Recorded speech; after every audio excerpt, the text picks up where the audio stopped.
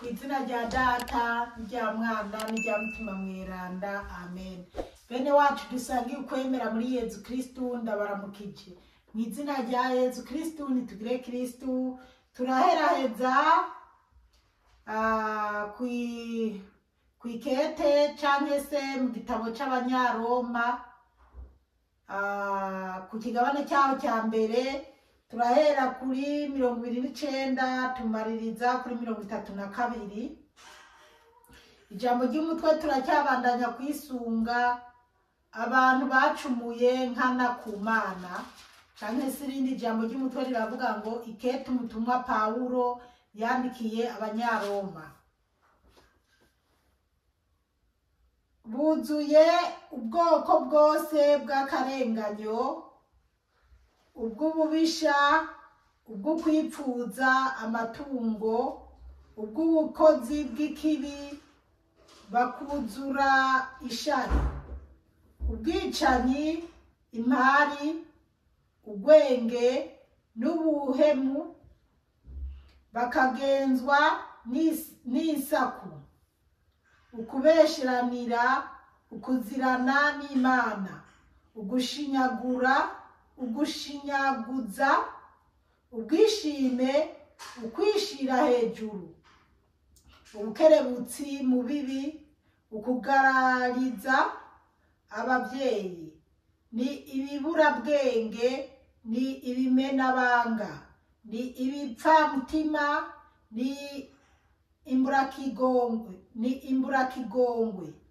Abameze gutyo naho bazi ingingo y'Imana icira ubwo gupfa abakora ibintu nk'ibyo, ntibabikora gusa ahubwo baranashimira n'ababikora.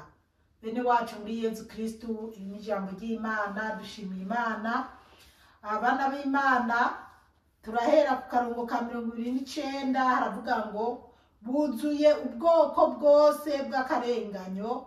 Ni ukuvuga twariko turaraba babandi, kwanza tugiye kw'iri jambo ry'umutwe riravuga ngo abantu bacumuye nkana ku Mana, abantu bacumura nkana ku Mana. Rero 29 buzuye ubwoko bwose bw'akarenganyo. Abantu bacumuye ku Mana canke bacumura ku Mana nibigira nkana, ngo buzuye ubwoko bwose bw'akarenganyo. Bana b'Imana, kandi barabutudondagurira bw'akarenganyo, ubw'ububisha, ububisha, akarenganyo k'ububisha, ubwo kwipfuza amatungo. Bana b'Imana, ububisha, kwipfuza amatungo. Abantu benshi kwipfuza amatungo, kandi abantu benshi bariko barapfa bazira kwipfuza ibitari byabo, kwipfuza gutunga, kwipfuza ibintu byinshi, kwipfuza. Bana b'Imana, gutuma abakobwa bagwa mu ngorane, gutuma abahungu canke abasore batorana n'abagore batotoranye, bituma Mana kwipfuza, bituma abantu baduka kuvuga ubutumwa atari ibyo, atavye Imana yabatumye, ari ububeshi. Bituma abantu bapfungura amadini ngo bariko barakorera Imana, kandi ari ukuvugira bibishe Bibiliya. Imana yo mw'ijuru idutabare cyane. Kwipfuza biri gutuma abantu benshi bahondokerera mu muriro udahera. Imana idutabare. Gatatu, twavuga ikindi kigira gatatu, ubw'ubukozi bw'ikibi. Ngo ubw'ubukozi bw'ikibi, murazi ubukozi bw'ikibi burarenze, ubukozi bw'ikibi butandukanye. Icya kane, bakuzura ishari, bakuzura ishari. Bana b'Imana, abantu buzuye ishari. Kubona Maragarita kuba yambaye agapira keza gusa canke yambaye igitenge kiza, ukamwumvira ishari ukamuroga. Kuba asaguye yifitiye mushiki we yibereye Amerika, ukamenya ko mutumira udufaranga cyangwa ukabona yibereye ibyo gusa ukabimuziza. Ishari rituma nibutse hari umupapa ava mu ntara y'ahantu hitwa Sidini yagiye muri Afrika mw'imisi ashitseyo nta n'imisi ibiri amazeyo bahesuma barapfuye kubera ishari. Kandi nzi hari benshi mbese amashari ari kuyishi kuba gusa umugore n'umugabo bibaniye neza ukamwumvira ishari ukamuroga cyane ukagenda ku bapfumu. Ishari amashari ni menshi. Ishari ryo kubona ko umukobwa mugenzi wawe yibereye ku mugabo cyane se agiye kurongorwa ukamwumvira ishari ukamuroga cyangwa ukamuteranya n'umukunzi wiwe cyangwa ukaja mu bapfumu kurondera ibyo batandukanye. Ishari ryo kumva ko nakayironkeye umugabo mwiza ibaze. Ishari ryo kwigarurira umugabo w'abandi ukoresheje ibifyiti.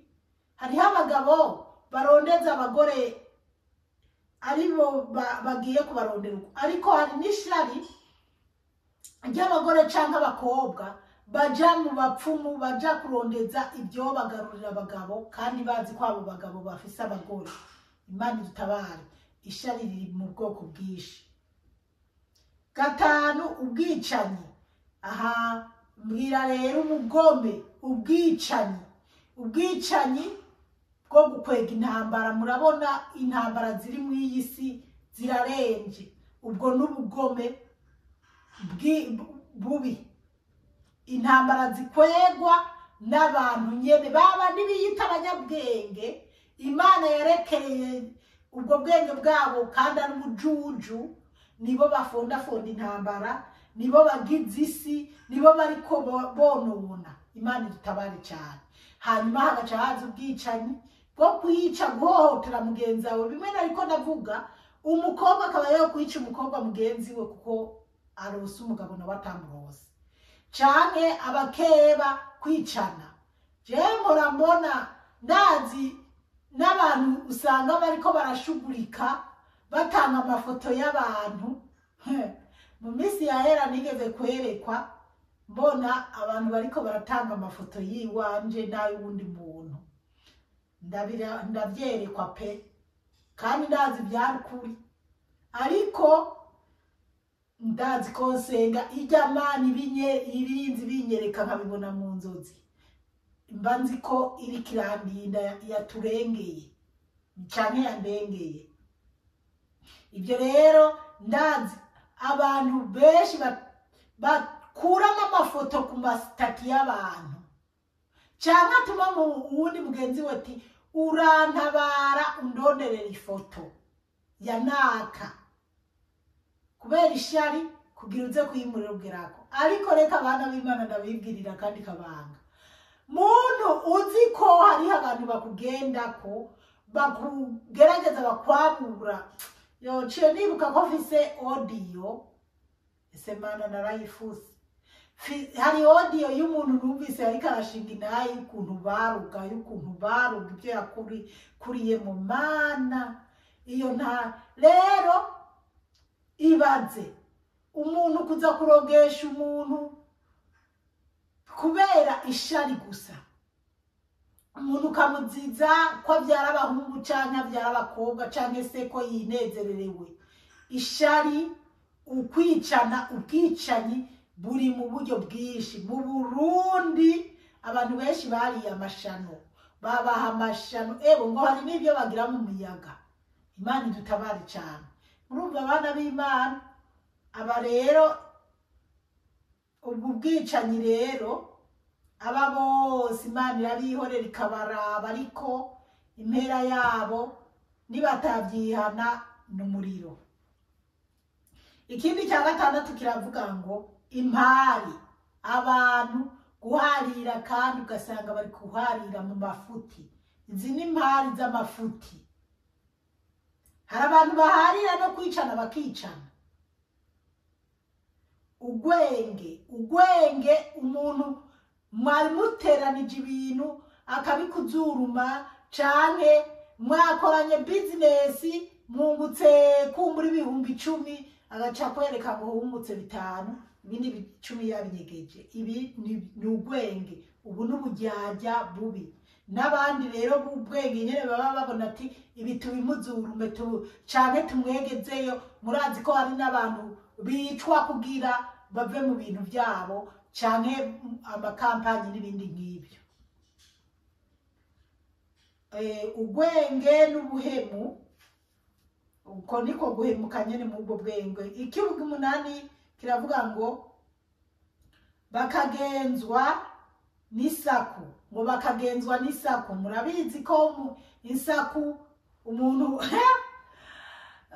nise nibuka mw'iyi minsi ndiho nzi ko hari umuntu yagiye ahantu abwira abantu ngo burya ngo naka niwe yishe mama wanyu. Sindabishobora neza kuko hari habaza kubimenya, sibye ko ngo naka niwe yishe mama wanyu.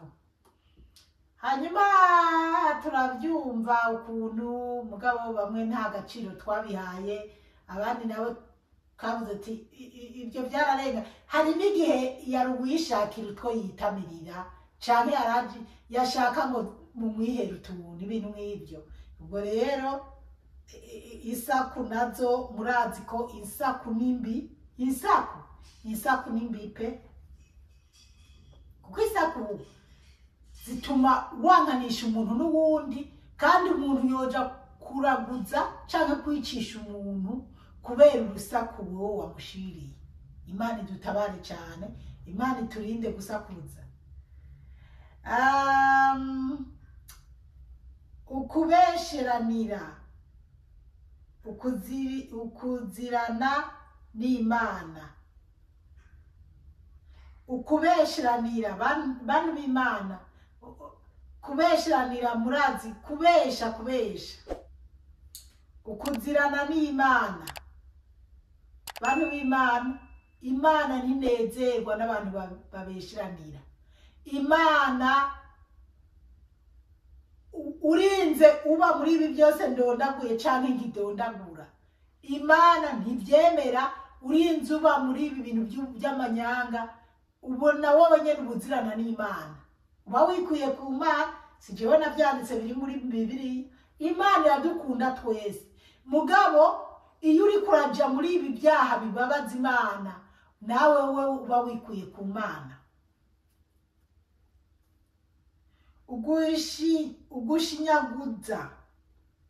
Ugushinyaguza abana b'Imana.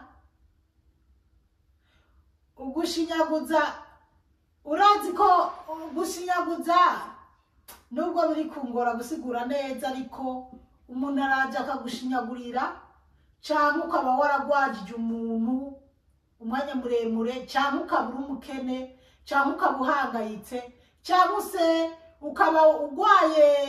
Umuntu arabwira none kuvuga ko usenga, kuki utasenze, kuki Imana itakumva, kuki uri mu ngorane nk'izo, kuki abandi bagashinyaguranira. Ari uco usanga bamwe batekanira imitwe ati rero kubona umugabo agufata nabi nk'uko uramuheba, uraza nkwereka uburyo ubigenza, cyane no wobana n'umugabo ataguha igitenge ngo nkwereke basuga dadi canke basuga mami. Imana idutabare cyane. Ibyo byose rero n'ugushinyagura, kuko hari igihe ushinyagurira umuntu kubera ingorane arimo, bigatuma ava mu kwizera yararimo akisanga yagiye mu byaha. Rero umuntu w'Imana ni waba ubwoba uhangayitse, waraye ubusa, waburaniwe, ukabona bajya mu bana bafise icyo bafise, baja kukwiyemera ko no kugushinyagurira. Ntuzote ukwemera kwawe ngo bakurikire canke wemere imigambi mibisha yabo. Urakomeza wihangane, kuko utazi gutabagwa kwawe iyo kuzoturuka. Imana ifise inzira zirenga 1000 zo kugutabara. Ego ubwishime, ukwishira hejuru. Bana b'Imana, ubwishime ubwishime ntawe utabubuza ubwishime buratuma umva nababwire ubwishime ni kurya umuntu yihindura umuntu akifata akishira ku bintu Imana itemera bitari byiza ubushize narababwiye ko abantu basigaye biriyenganiza kugira baje kwitaye bashaka canke baje ku burebure bashaka canke nyene ukuboko ukakubangisha ukagushikira uko ushaka mbese ukikora uko ushaka kujya kwishira kw'ibintu muri Bibiliya burya murazi ko abantu babaterekerezi n'ibindi bishirako bijya n'ubwishime none nyimba Pawulo yaravyandikiye aba banyaroma akabivuga ko mu bwishime ari bwiza tureke kwishima rero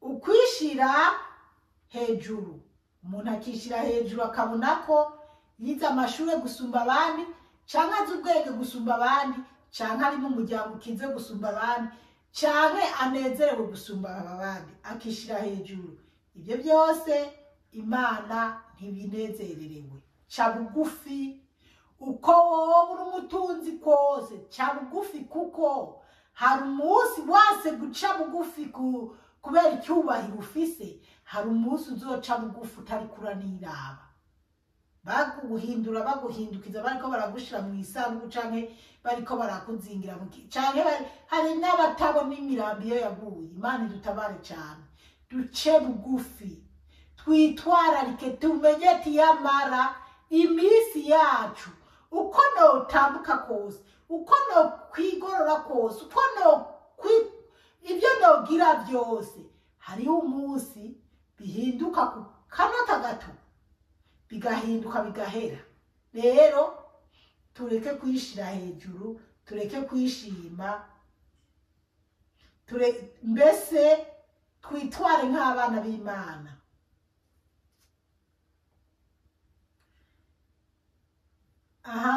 ubukerebutsi mu bibi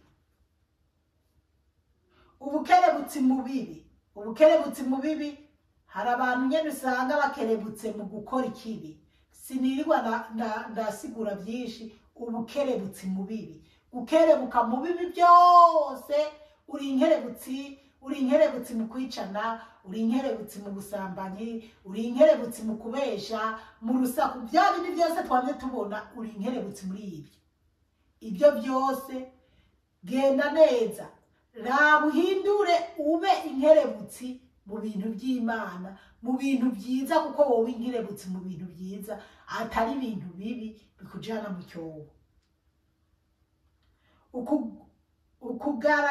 ukugarariza ababyeyi ku bana naho wowe uri umugore naho jewe Zipora noba ndi umugore w'imyaka 40 mfise n'abuzukuru ariko mfise mama mfise papa ngomba kububaha noneho ndafise nabo nubaha nk'ababyeyi banje kandi atani cyo dupfana twubahe rero ababyeyi badukuriye cyane cyane abagifise ba mama na ba papa mubaha ababyeyi bababyaye kuko hari ababyeyi benshi bafise intuntu n'agahinda bafise n'abana bari muri za Australia na za Canada birirwa barakorera amahera mugabo bakaba ababyeyi babo bapfanya agahinda Imana idutabare cyane biriho ndabizi neza biriho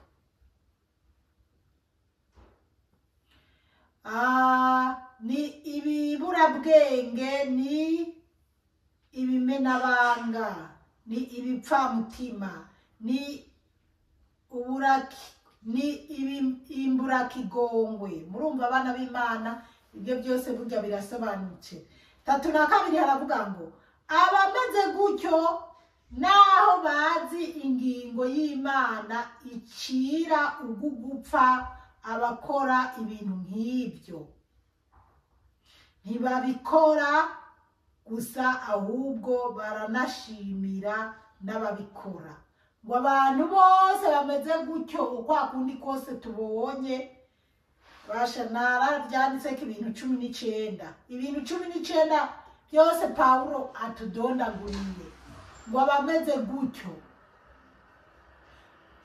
barazi neza ko ari urubanza rw'urupfu, barazi neza ko